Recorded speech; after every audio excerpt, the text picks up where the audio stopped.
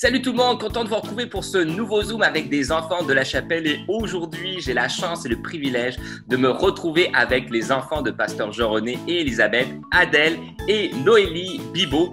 J'ai bien que ça commence, mais en attendant, je vais mettre mon déguisement. Ma moustache est en train de partir, elle ne tient plus. Bonjour les filles, comment ça va? C'est Papy. Ça va bien? Vous m'avez pas reconnu, j'imagine? Oui, on t'a reconnu. Oh là là, tous les enfants me reconnaissent, même quand je mets ma perruque. Parce que c'est les mêmes. C'est peut-être pour ça. Merci beaucoup, Noélie. Je sais ce que tu vas nous dire. Parce que, vu que j'ai vu souvent tes vidéos, je crois qu'on va passer... Je sais pas, je peux rien vous dire, les filles. Mettons, c'est quoi l'affaire que vous aimez le plus faire, les enfants, à la maison? Aller dehors, c'est cool, aller dehors. C'est vrai, vous avez un beau jardin en plus actuellement, là. Oui, on a un foyer de feu. Ouais, Nice. On est plus organisé. Est-ce que vous avez un plat préféré? crab dinner. Le crab dinner. J'adore le crab dinner. Moi, je préfère le spaghetti. J'irai pas plus loin dans tout mon bavardage parce que je sais que vous avez déjà discerné, déjà deviné pourquoi je vous appelais. Donc oui, je vous annonce que notre Zoom est enregistré présentement. Est-ce que dans la Bible, vous auriez une histoire que vous aimez particulièrement? Jonas. Ah oui, Jonas, ok. Jonas. Ouais, jeunesse, vous aimez beaucoup? Oui. Eh bien les filles, je vous annonce que je vais, dans une de mes vidéos, parler de Jonas. 3, 2, 1... C'est parti! Alors c'est qui ce Jonas? Jonas était un prophète de Dieu, ce qui veut dire qu'il parlait au nom du Seigneur. Un jour, Dieu lui confia une mission. Bonjour Jonas, votre mission que vous n'avez malheureusement pas le choix d'accepter est de vous rendre à la ville de Ninive et d'annoncer sa destruction aux habitants qui s'y trouvent à cause de tout le mal qu'ils ont fait. Bonne chance! Ouais.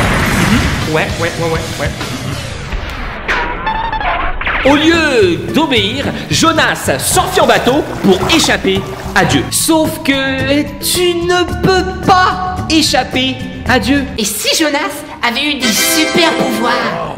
Ah non mais alors là je t'arrête tout de suite. On ne peut pas échapper à Dieu. C'est pas possible. Ouais, mais imaginons que...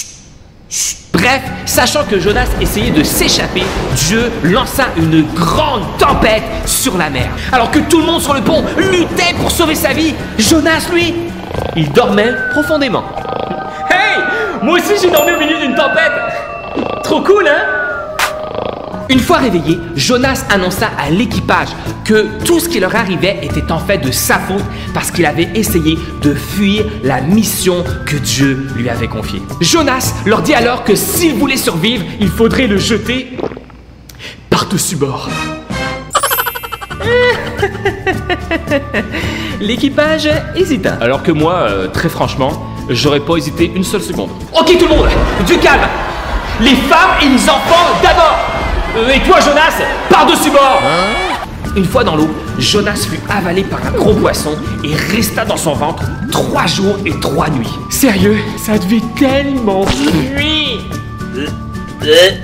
Seul, au milieu des arêtes, Jonas pria que tout s'arrête!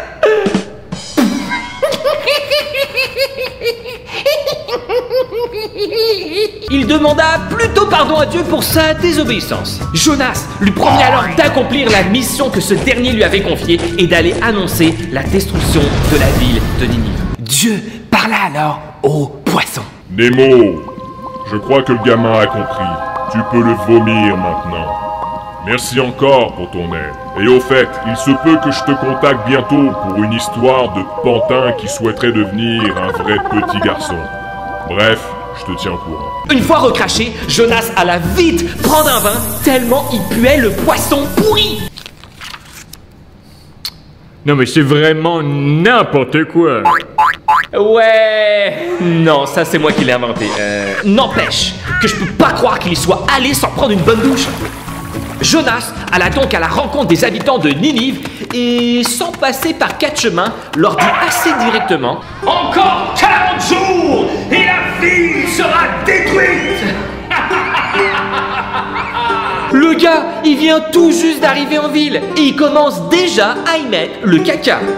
Mais chose étrange, au lieu de vouloir faire taire Jonas, la Bible nous dit que... Les gens de Ninive mirent leur foi en Dieu.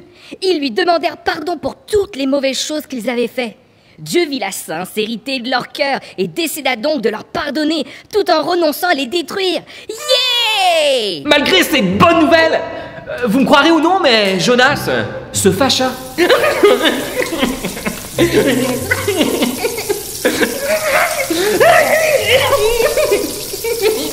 Jonas dit à Dieu: tu vois, c'est justement pour ça que je voulais pas venir à Ninive.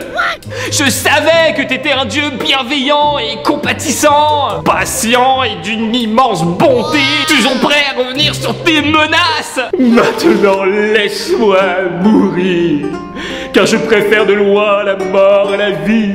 Oui, la mort m'est un gain. Et la vie m'est un supplice. Ça y est mon Jojo, t'as fini? Non! Et que dire de cette plante qui hier me procurait de l'ombrage et qui aujourd'hui n'est plus?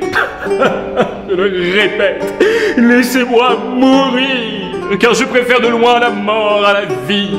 Mourir m'est un gain et vivre m'est un supplice.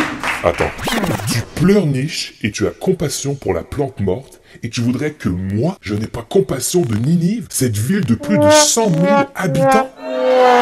On est d'accord, la réaction de Jonas était un petit peu exagérée. En tout cas, moi je suis tellement heureux d'apprendre au travers de cette histoire que lorsque je fais du mal et que je demande pardon à Dieu pour vrai, il me pardonne. Si tu n'as pas tout suivi de ce que nous avons vu aujourd'hui, voici la Minute Olaf.